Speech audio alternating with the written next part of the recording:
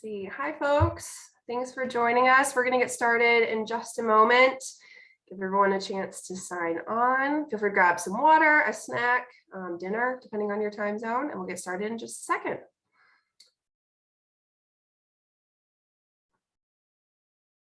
Hello to the folks who are joining. Thanks for hopping on. We're going to get started in just a moment. Give some folks time to log on and watch our numbers stabilize.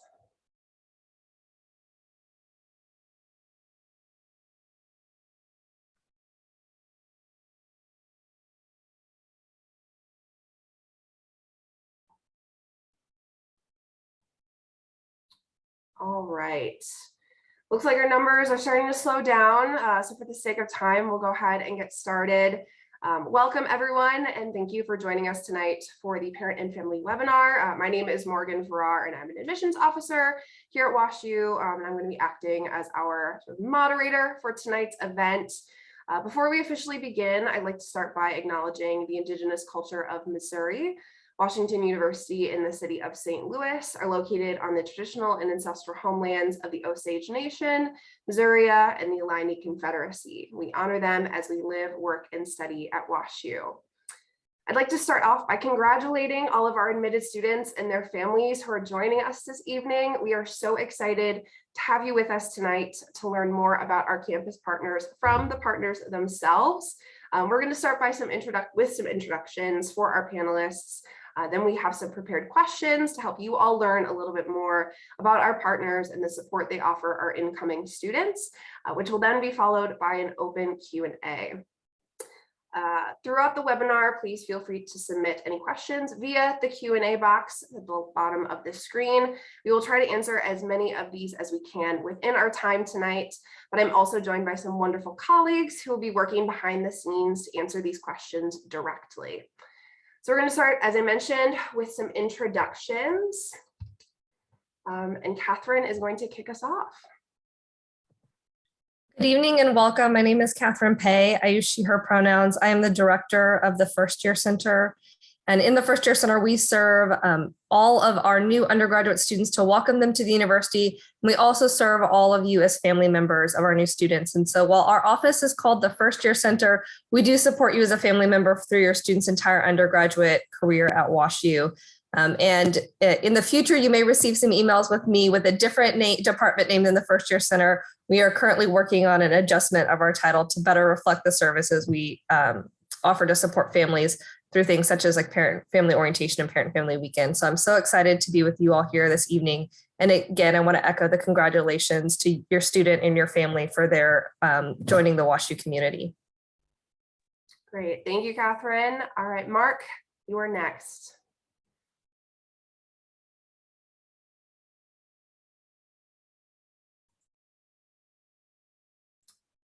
Mark, I don't think we can hear you, unfortunately.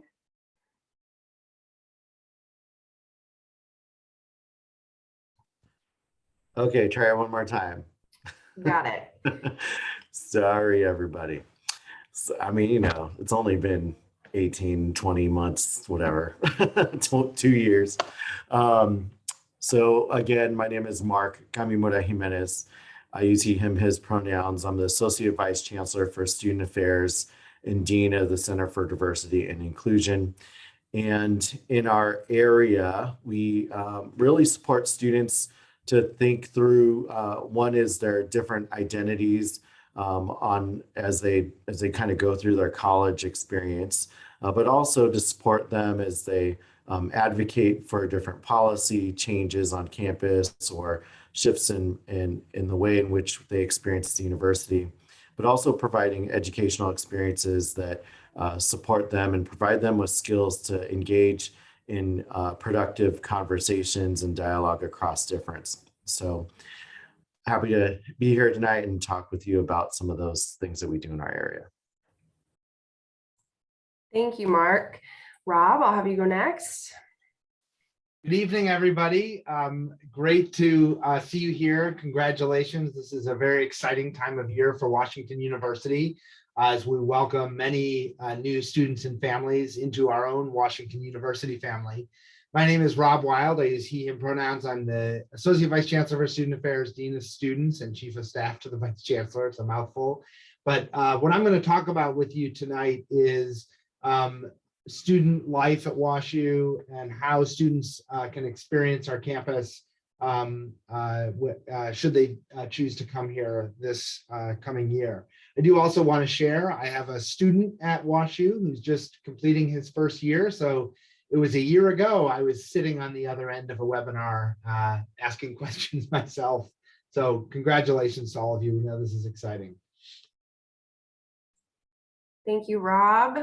Kirk, we'll have you go next. Parents, families, welcome. Good to be with you this evening, and thank you for joining us. It's a pleasure to be with you and to be able to have an opportunity to be able to answer some of the questions that you might have tonight.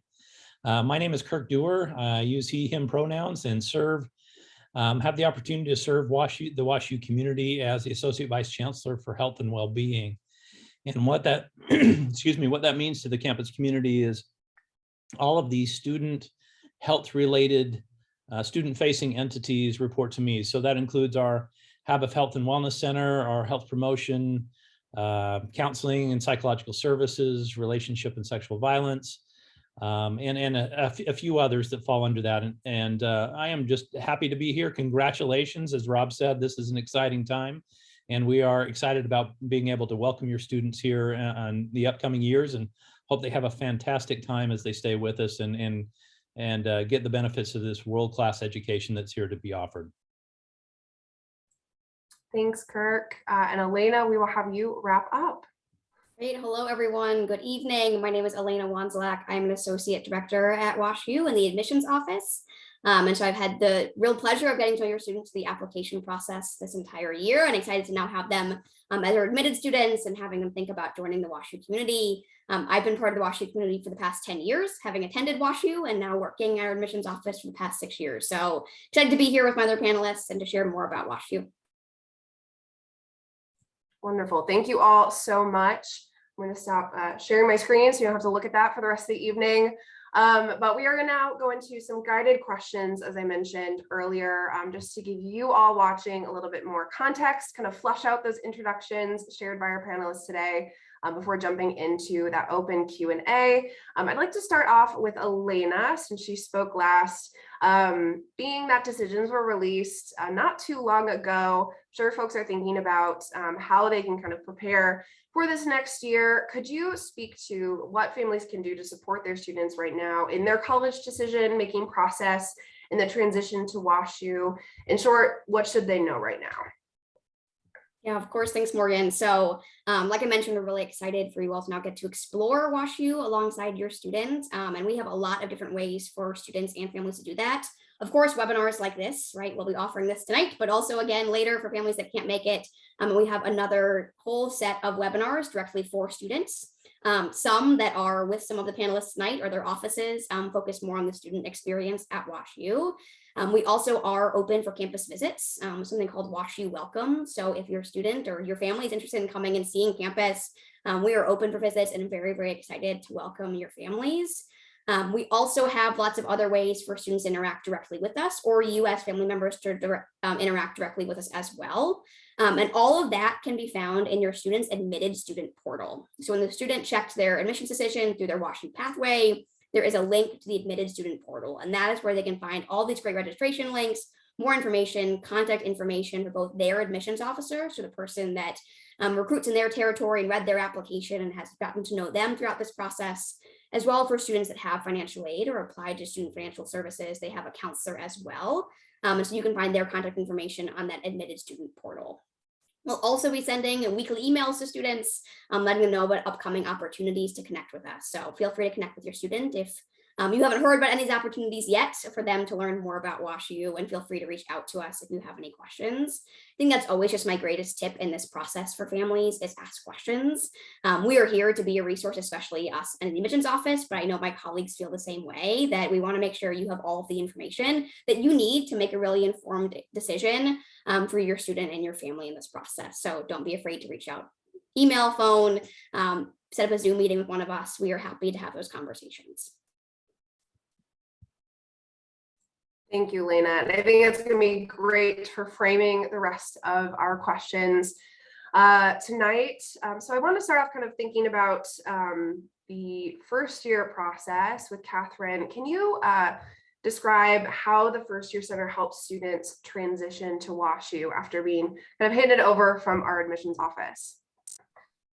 Absolutely. The way you phrase that is perfectly. Our job in the First Year Center is to ensure that your student has a successful transition to the university.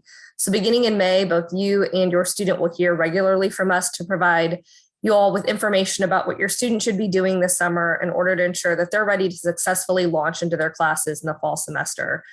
We work really closely with our colleagues in the academic divisions to make sure that over the summer, your student's going to be able to speak with their academic advisor, register for their fall classes, and do, some of those like prep items that you need to get accomplished so that you can move in the fall and have a smooth transition to WashU. So that might include everything from making sure you have a good packing list about what to bring to college, to getting books, to having conversations at home about values and expectations, independent living. Some of your students may or may not be really well equipped to do their own laundry and make a microwave meal and clean up and tidy their own space. Some of your students I know have probably been doing that for 15 years of their young life already, and others may still be working on figuring out that you shouldn't put a red sock in with all their white t-shirts. And so we will help your new student think through all of those things that they can be doing this summer to make sure that they're ready to come in the fall.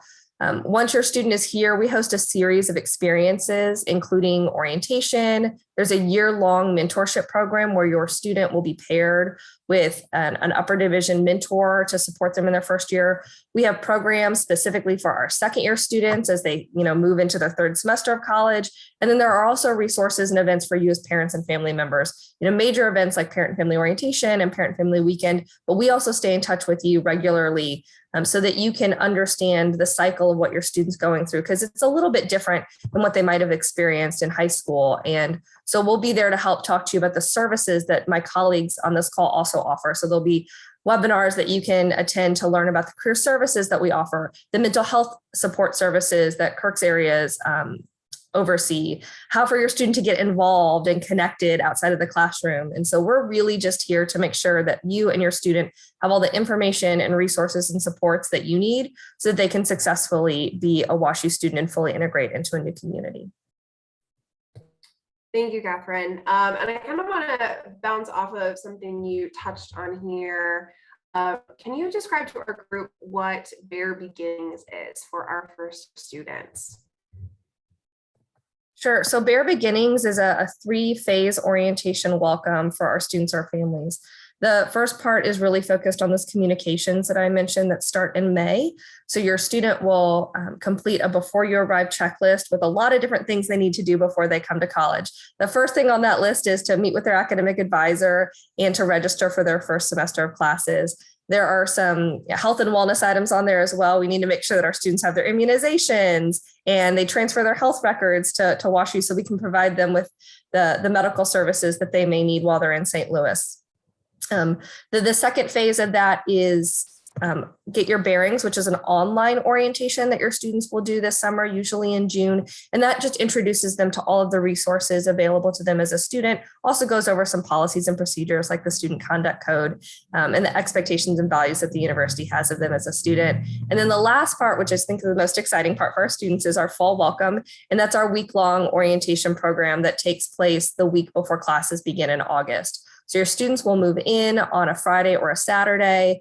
We will get them settled. Many of you may come to campus with them. So there's a programming for you to experience together on that Sunday. And then your students will spend the rest of the week engaging with their academic division. So they're going to get to hear from their dean. They're going to learn about the curriculum. They might get to sit through a mock class. They're also going to have the opportunity to really engage in St. Louis. So we'll take them to some of the really exciting local venues in St. Louis. They'll have an opportunity to have a meal off campus, go to a tailgate and a first football game. And there's also I mentioned a lot of things, but there's also a lot of downtime in there because we kind of want them to ramp up move-in day. Our students are going to be really excited. Everyone stays up too late until 1 a.m. talking in the lounges. And then, they launch into our academic and St. Louis exploration programming, but we've also got a lot of time in there for them to rest, relax, and also focus on their well-being. So communications, an online orientation, and an in-person fall welcome experience encompass Bear Beginnings holistically. Thank you, Catherine, for walking us through that. I want to jump to Rob now, being that I think folks are probably thinking about what campus is like after that orientation process. Rob, could you talk a little bit about what life will look like on campus in light of COVID this fall, as far as we can predict?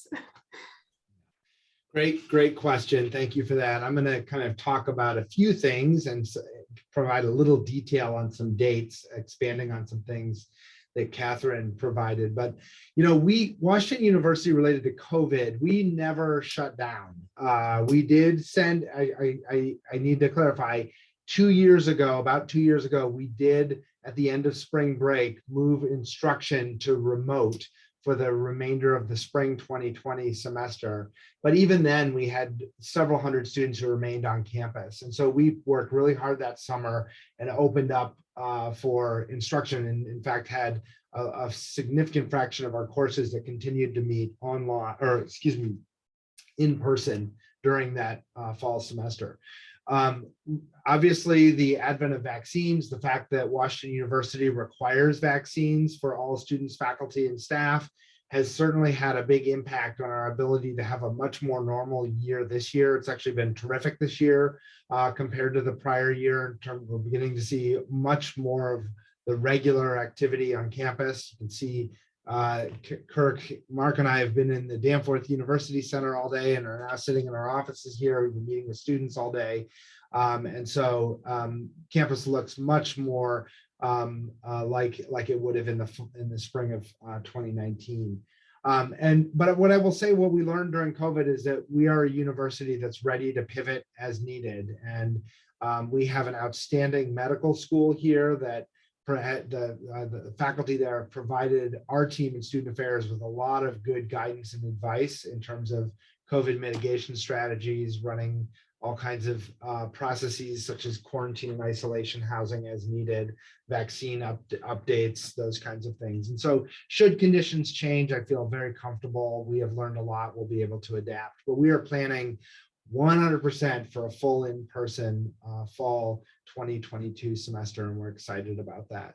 Now, if I may, I just want to touch on a little bit more about student life at WashU and what a Washington University experience is like, and things you should be thinking about as you're thinking about sending a student to WashU. We have, and I realize I work here and you're going to take this with a grain of salt, but we have the greatest undergraduate residential experience in the country at Washington University. We have invested a lot in this and to build a really robust community of housing on an area of campus called the South 40 that's right next to the Danforth campus, where about half of our undergraduates live. All of our first year students live there, and most of our sophomores live in that community. And it's a small city with dining. Our student health services is located there. The first year center is located there. There's a fitness center there. It really is a fun and vibrant community for students to live, study, sleep, and enjoy their transition into the university their first year, really live there. Their first 2 years. Now, I will say, because I know some of you don't want to hear about that, you just want to know when you're supposed to buy your plane ticket. And so for that, I will tell you two things. One is our housing assignments will be provided to the class of 2026 the first week of July. We spend June kind of working with students, going through their preferences and getting them assigned. Most of our first year students do live in double rooms with other students.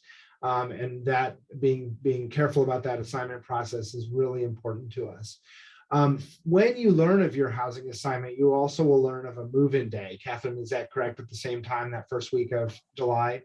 So when students receive their housing assignment the first week of July, they'll have the opportunity to select a move-in day, and they'll be selecting from either Friday, August 19th, or Saturday, August 20th, between the hours of 9 a.m. and 5 p.m. And I believe one of my colleagues in admissions will put a link in here to some websites that'll give you a little bit more information. Lots of details will be available on May 1st. We know that your students are still in school and you have lots of wonderful celebrations looking forward to do with your student as they graduate from high school. So we'll provide more information in May, but your student will select their own move-in date and time. And I would thank you, Catherine. And I will also just say, because I know all of you are probably thinking about your summer schedules, you do need to, as Catherine said, plan your summer send-off sometime before August 19th, Friday, August 19th. For you, as a family member, we will have a very robust schedule of family activities that will take place right up through about midday, early afternoon on Sunday, August 21st. And then we politely invite you to go home so we can spend time getting your students acclimated during the next week. But there are a number of parent and family activities that you should plan on joining us for that weekend. So that's number one, housing. The other thing I want to just talk about is our student groups at WashU. And we are excited to have over 400 student groups that are part of the Washington University community. These include sororities and fraternities, they include sports clubs, they include student government, a cappella. You can read about them on our website, but we encourage students to explore, maybe join a group that they're not as familiar with from high school. And we plan a huge activities fair the first week of fall classes that is really one of the great traditions of the fall, where all of these 400 student groups will set up on mud field right outside the Danforth University Center and just spend an afternoon trying to recruit students to their groups. And there will be sailboats out there and bikes and people, with cupcakes and I don't know what all's out there. There's a lot of things that students are trying to recruit students, but there really are a lot of activities to choose from here at Washington University. And then the last thing I'll say about student life at Washington University is just how fortunate we are to be located in the great city of St. Louis. I myself am a transplant. I'm an alum. I didn't say that in my introduction. I came here from Rochester, New York as a student, and I did not know what to expect coming to St. Louis. I'd never really been to the Midwest, but this is a wonderful city with lots of things to do, both near campus and around the region, cultural activities, museums. We have a wonderful public park right across the street from campus where many of our students will spend time when they have free time to spend there. And I think exploring St. Louis is something that most of our students will say when we're meeting with our seniors in the next few weeks, that they'll say they're going to miss the most about leaving WashU is leaving St. Louis. And so something to think about for those who are thinking about coming here to Washington University. So thank you for the question. No problem, Rob. Thank you for that great overview. I think there's lots of amazing things to keep in mind as what comes with the fall. And yes, you did hear him correctly. There are sailboats on our campus. So I want to kind of shift gears and connect with Kirk. I'm going to sort of ask this question to Rob about what life looks like in light of COVID, but could you speak a little bit more to what methods or initiatives WashU Health and Wellness are implementing to support students through this time? Yeah, I'm going to start out a little bit more broadly and then come to that question in particular. But in August of 2019, we started a really important and major pivot to try and figure out how to be able to adjust the way that we were approaching many of the health issues on campus. And that pivot was to examine the efficacy of treatment interventions and ways to be able to help students that included both, in a health center and a counseling center and the various areas around that. And we, according to some national statistics and other kinds of things that we were well researched in, we're moving towards trying to focus more of our efforts on prevention and promotion. So the focus there is to try and help students to be able to acquire the skill sets that they need to be able to avoid having to come into the counseling center, to keep themselves healthy. And in the process that they're going through, that we call individuation, as they learn and adapt to being their independent adult selves from the environments that we as parents, I've got a college student as well, I've tried to create for them. that process is one of adaptation and learning. And so we really want to try and focus on helping them to be able to develop the skills that keep them as healthy as they can possibly be. So this focus on prevention and promotion is about trying to develop skill sets, attitudes, understandings, and perspectives that help them to recognize independent value of their academic performance, their independent value of their academic performance, their ability to be able to grow and be able to deal with difficulties that come their way. Certainly the environment here is a world-class education, as I mentioned before, and comes with a number of stressors that are part and parcel to a growth and development process for students. So we're trying to pivot to that. We got a few months into that, obviously, and then the world came apart a little bit in terms of how we were managing. And those pivots that we've made with regard to COVID have been really, really important for our students as well. So we have all of our counselors are off campus, working through a Zoom environment for our students. And some of that is practical, that it didn't require the students to leave their residence halls and their off-campus housing to be able to see our therapists. It provided an opportunity for the therapist to be able to have full access to the facial expressions that a mask that would have otherwise precluded. And at the same time, we stood up a very impressive health response, both in terms of contact tracing and case investigation and other kinds of things to make sure that our students were very safe. Now, right now, in the current status of COVID, obviously there's a lot of things shifting with being in kind of between the Omicron variant and the BA.2 variant, and we're looking at what kinds of accelerated rates those may be having. I track more databases and dashboards and graphs around the region and nationally than I can possibly tell you about to make sure that we have the fullest information. But in doing so, we also are trying to make sure that our top priority is trying to be able to make sure that our students are safe. There's a balance between the safety that we want them to enjoy and the liberties and experiences on campus that we want them to have access to. We're trying to do the best that we can. And probably the key word in there is flexibility.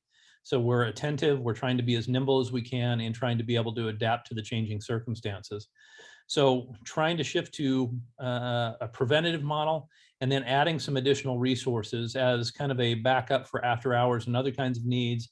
We've added some other online services from an external provider that students have found to be really helpful this semester. We are trying to get our health promotion and educational services out there with a few other transitory and educational programs to try and help our students to be able to move forward. So it's really, quite honestly, an exciting time in college health and well-being to make sure that our students are developing in the way that we would like them to. So our ultimate goal is to have our students develop as much emotionally and socially as they do academically during their time here at WashU. And all of the pivots that we're making during this time are geared toward trying to make that happen.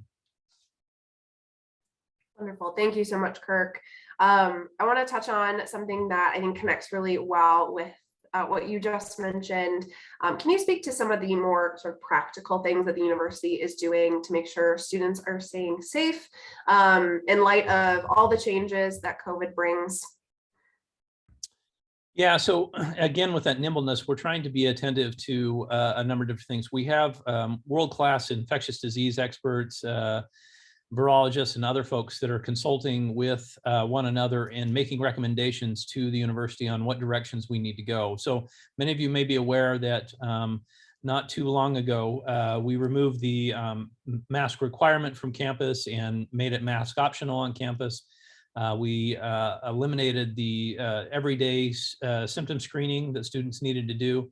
But as we're watching, again, this place that we are between variants with the changing landscape out there, we're also attending to those, and some of those may shift. And again, it's that opportunity that we're trying to make sure that students have as much liberty as they can to be able to see what they need to do, but within the bounds of keeping one another safe. So within that, Rob mentioned that we have the vaccine mandates. All of the things that we've done over the past year certainly are on the table to make sure that our students are as safe as we can make them. When we move to the transitions and the greater openness that we've had, all of the departments have kept in mind that there could be the possibility that we may need to shift back at some point in the future, because again, the priority is to be able to keep our students safe.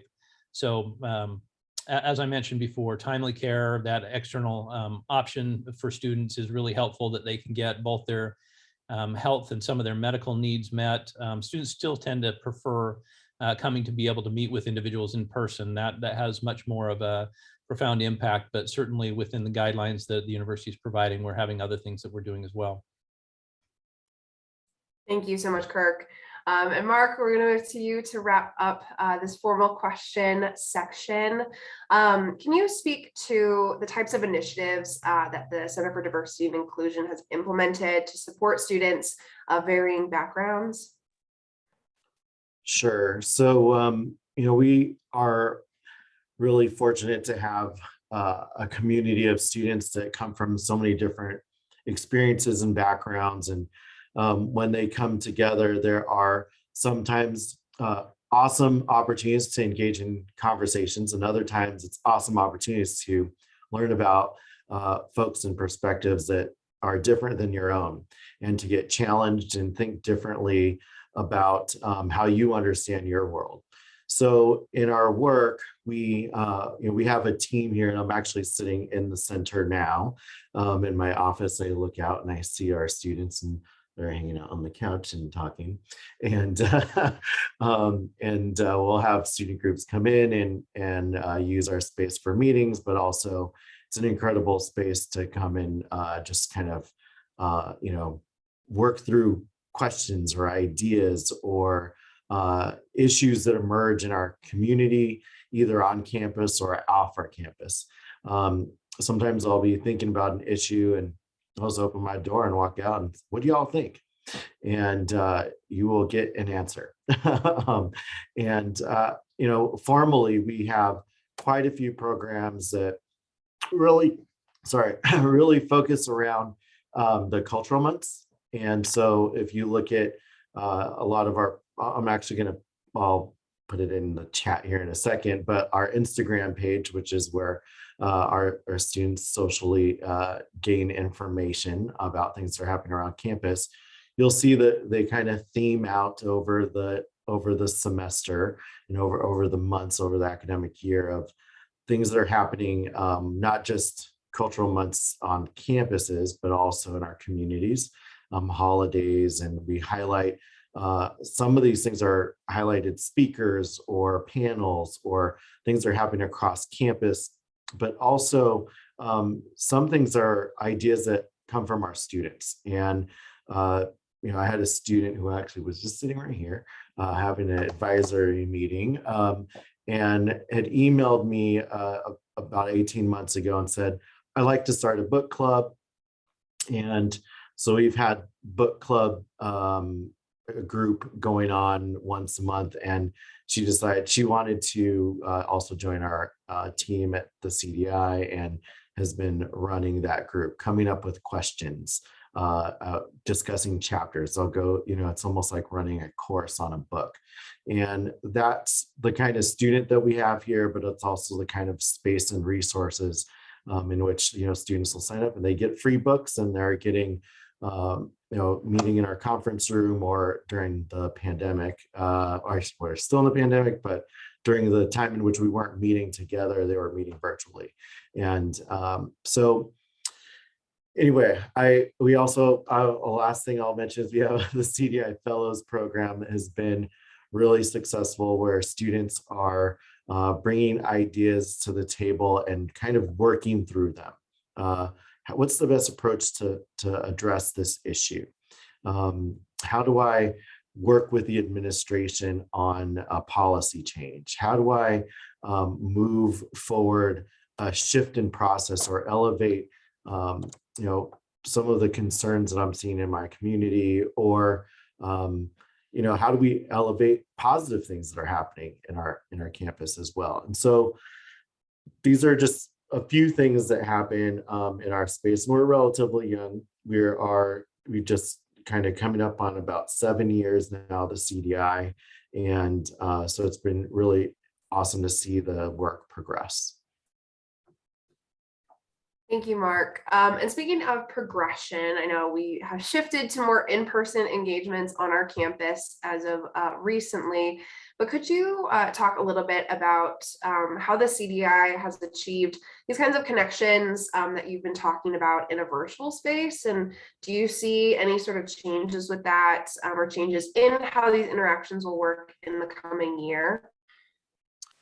Sure. So, we've done a lot of programming, thank goodness, luckily in person now, over the past year. And when I ask our students, so how does that feel? They're like, this is so much better. Like we're able to talk to each other. We can, have we can feel like the spirit of each other, which is really impactful. And I think that recently we've been also have mask optional, and that has really allowed us to create even stronger connections with students in terms of, or with each other, because they're able to kind of read their faces easier, right? And when we talk through issues of race or social class or any of the topics that emerge under our JEDI framework, justice, equity, diversity, and inclusion, it helps to have your whole face there, right?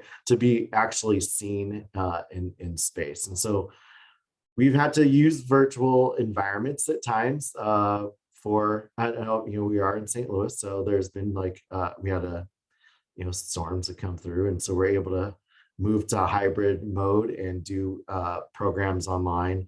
We've focused on really in the beginning of the pandemic, we were really talking through dialogue, how to engage with each other, how to use spaces, how to think through how do you use chats and not make people feel like they're left out of conversations, how to create more inclusive learning spaces for themselves, but also social ones as well.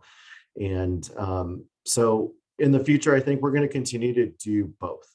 I think there are things that there are opportunities now for us to connect and partner with other universities who are doing programs or having speakers, like big speakers that come to their campuses. And we were able to partner in with a few of these panels that would take place, and that has created opportunities for our students.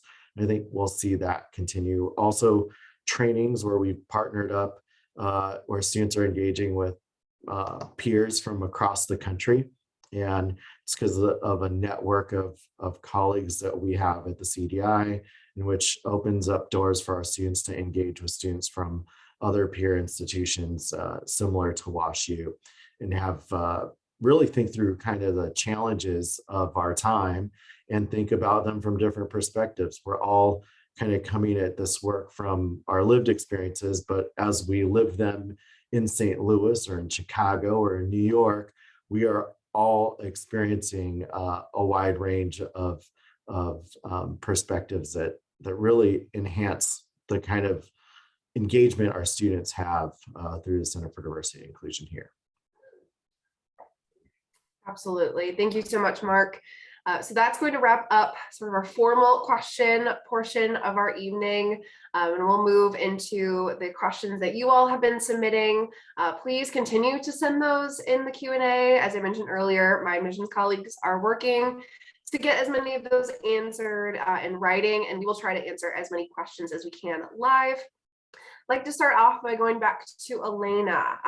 So thinking about the class of 2026 coming in, I know there's been a bunch of deadlines and things to keep in mind over the summer that I'm sure you all have lots of questions about.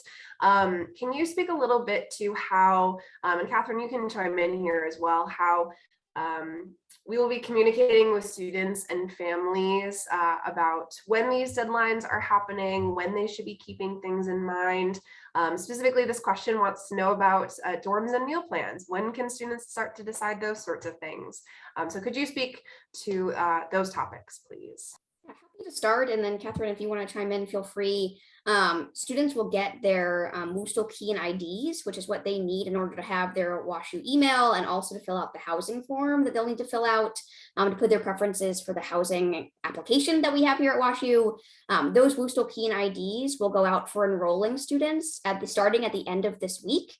So students will begin to get those. Again, that's for enrolling students. So if your student has not enrolled in our class yet, they will not get that information because they haven't chosen to join our class quite yet.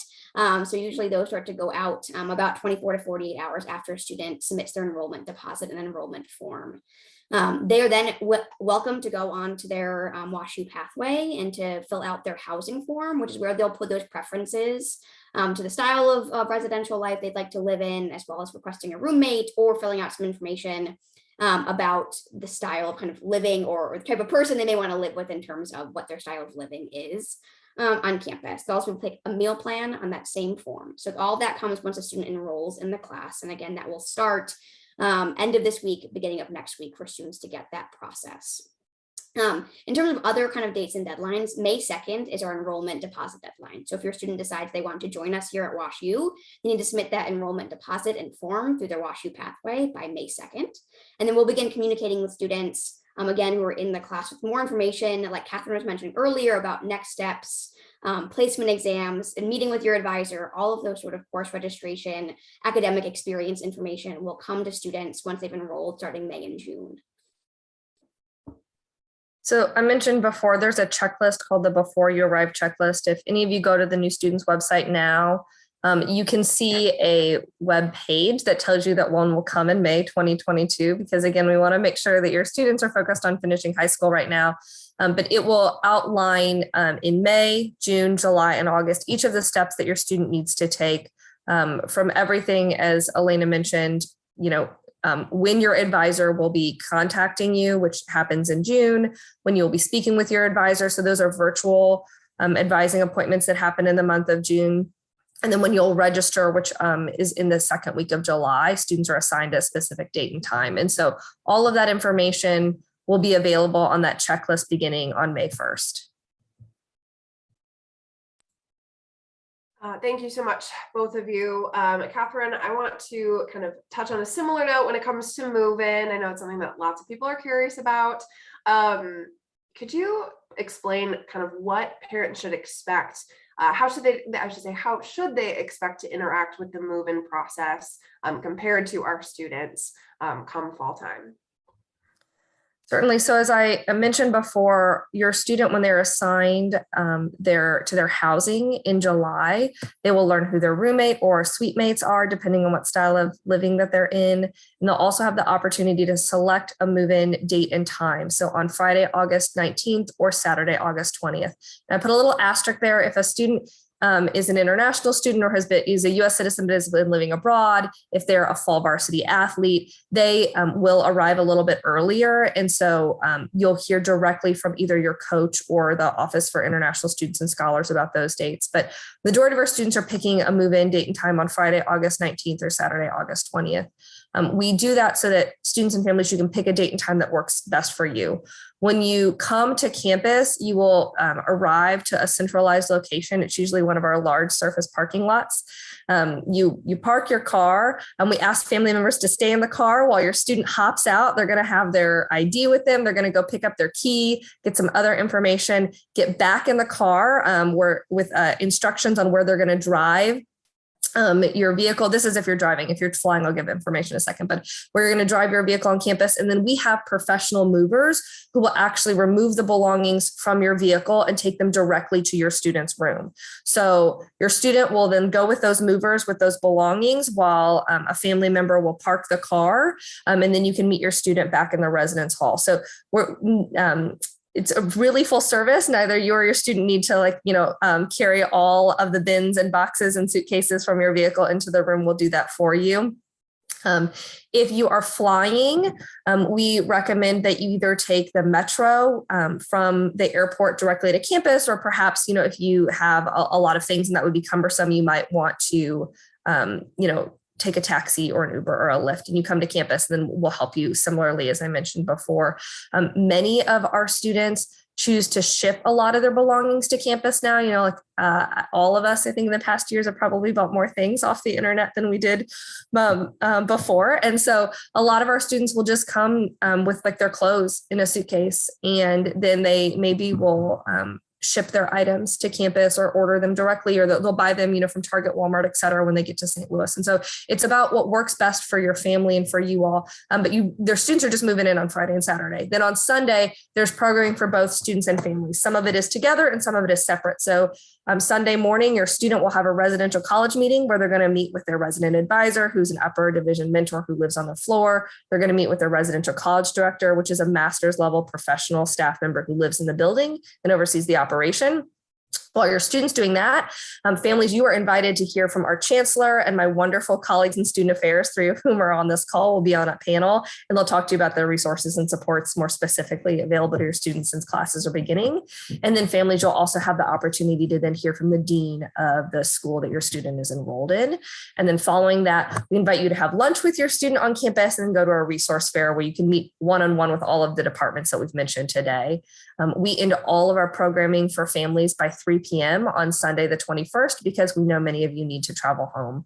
I would say about 60% of our students have a family member or many family members come with them to campus for move-in and parent-family orientation. The other 40% aren't often able to. And so we live stream all of the sessions that I just mentioned, and we also record them. So if you need to stay at home for work, have obligations for younger children, it's just too far, right? All of those things we understand. And so we provide those supports to you, even if you can't be here.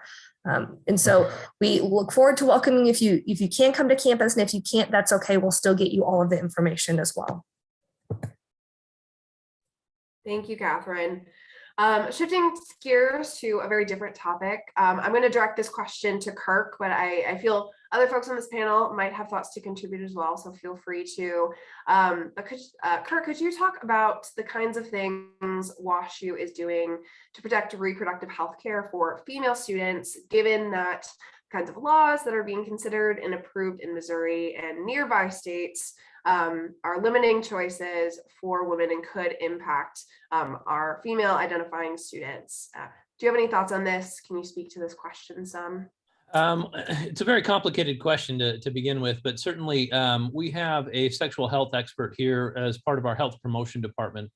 And we continue to do a number of things. One, there's several studies that we participate in a every other year kind of basis to examine kind of where things are with students and what it is that they need to be able to understand. And across spectrums of sexuality and gender, certainly there's a lot of important things to attend to be able to make sure that students are engaging in the things that they need, specifically with some reproductive health stuff starting from the beginning. Many women come to the university seeking their first women's health visit, and we have specialists in our Habif clinic that are prepared to be able to do that. We take extra time. We want to make sure that students learn to be able to navigate the healthcare system and get a positive experience from that. But additionally, we also provide on campus at a number of different locations, condoms, seminars, sex positive kinds of discussion, a lot of things to be able to make sure that the students are understanding and learning what it is that's going on and how they're engaging with one another. As many parents grow worried about their students going off to college, sometimes they have in their minds some historical, maybe lore is probably the right way to be able to say that, about what college does look like. And as it turns out, many of that is based in fantasy or in odd kinds of perspectives that they may have thought about. In lieu of that, what we really try and do is look at some normative studies to be able to give students a full understanding of what their peers are actually doing, rather than sometimes what the peers are saying that they're doing. So we really try to make sure that they have some normative information to know what to expect.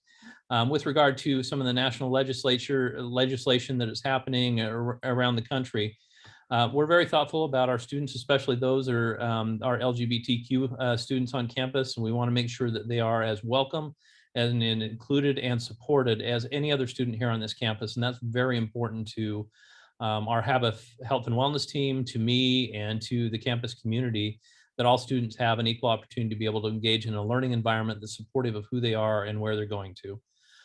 I'd be happy to have other people sort of respond to that very difficult question, but certainly we try and be as supportive as we can with students that are coming to WashU. And I think that we have, a good group, I think, between some of the things that Rob has responsibility for and Mark has responsibility for. We have a good bolus of students that are really supportive of one another and try to make each other feel welcome.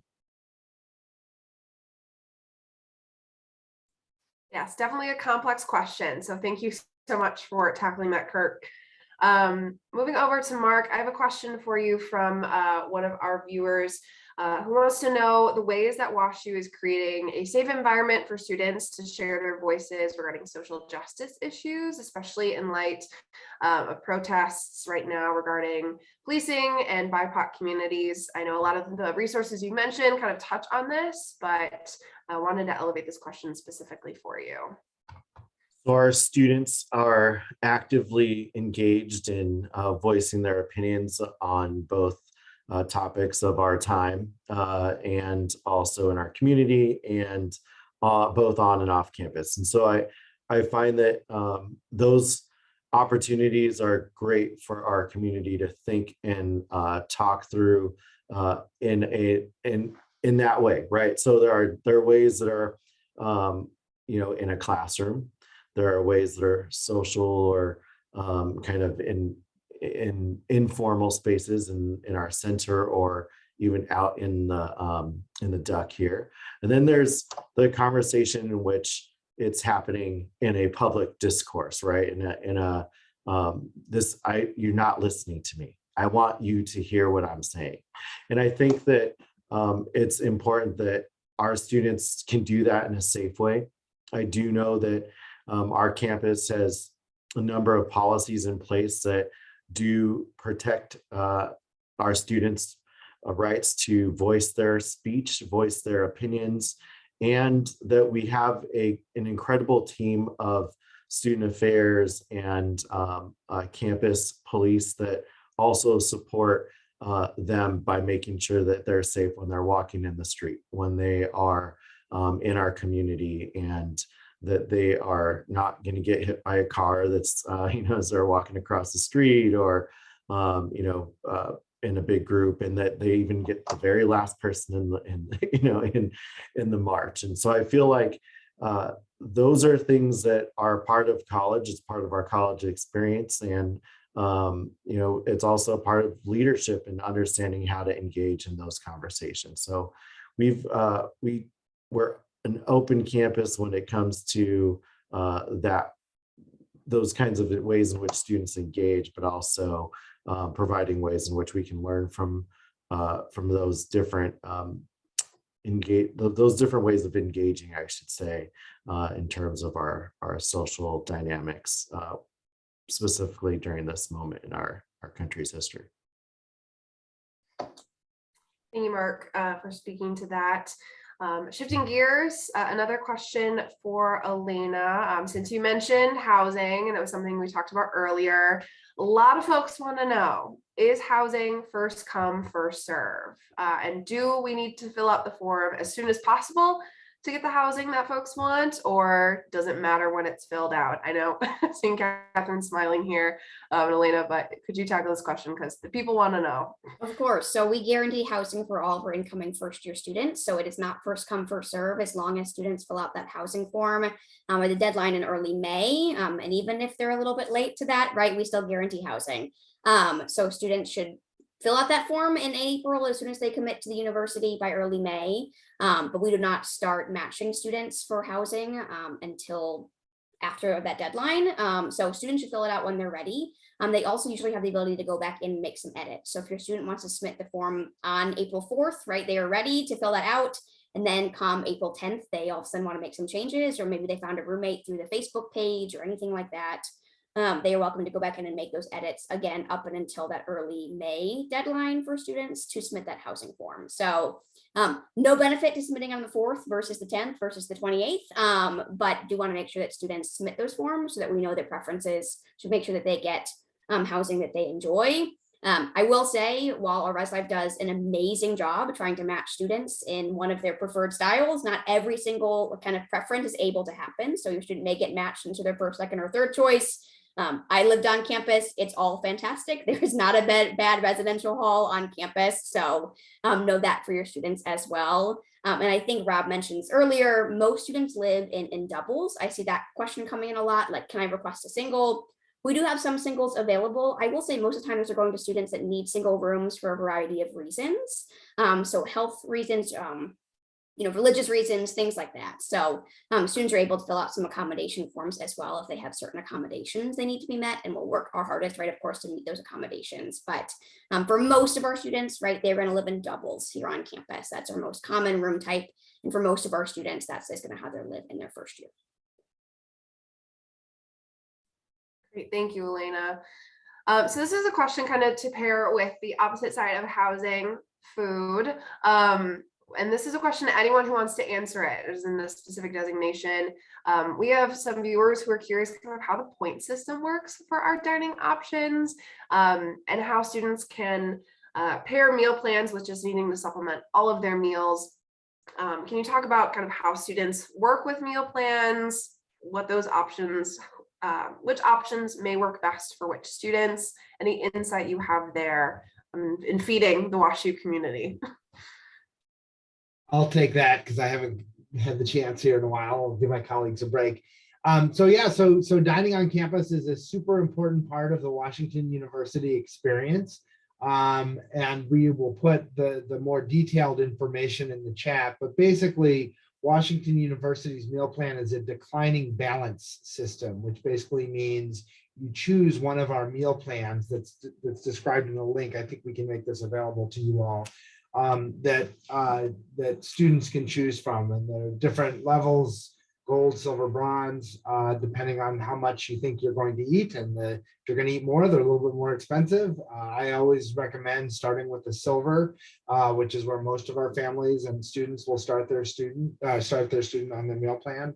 There are dining facilities located throughout campus, in the residential areas and the academic areas.